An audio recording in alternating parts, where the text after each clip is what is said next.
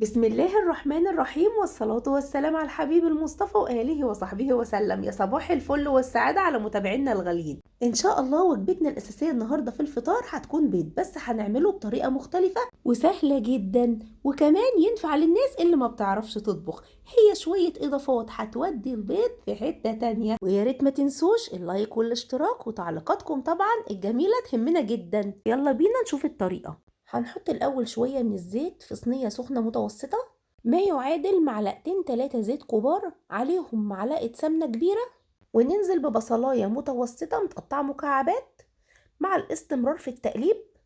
وبعد كده هننزل بحبتين فلفل كوبي متوسطين متقطعين قطع صغيرة أو قطع كبيرة زي ما تحبوا، ونقلب الفلفل مع البصلة لحد ما يدبلوا كده وريحتهم تطلع.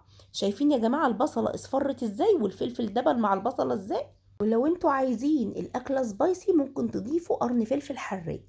هننزل بقى بالبسطرمة، طبعا البسطرمة الكمية اللي انتوا تحبوها، عايزين تحطوا تمن بسطرمة ربع بسطرمة اللي تحبوه يا جماعة، وممكن تنوعوا فيها تستبدلوا البسطرمة بصدق أو بسوسيس. هنشوح بقى البسطرمة مع البصلة والفلفل تشويحة كده بسيطة، المهم ما ننشفش البسطرمة. وبعد كده هننزل بالمكون الأساسي في الوجبة، البيض.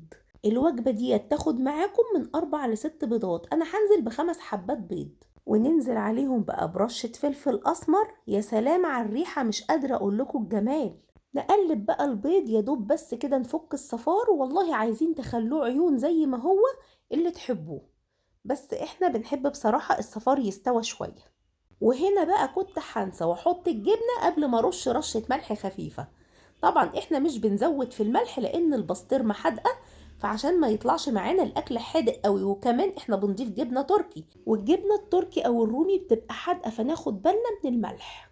ننزل بقى بالجبنة التركي كده نرشها كده على الوش، شايفين الجمال؟ وممكن برضو تستبدلوا الجبنة التركي بجبنة موتزاريلا أو ميكس جبن. أهم حاجة لما تيجوا تنزلوا بالجبنة لازم تكون الطاسة سخنة، اوعوا تسيبوها تبرد، أو الصينية اوعوا تسيبوها تبرد، علشان الجبنة تسيح كده على الوش والطعم يبقى رائع.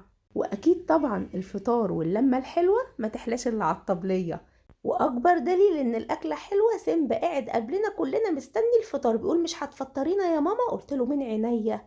وادي يا جماعة الشكل النهائي. يا رب نكون بنفيدكم. استودعكم الله الذي لا تضيع ودائعه. سلام عليكم.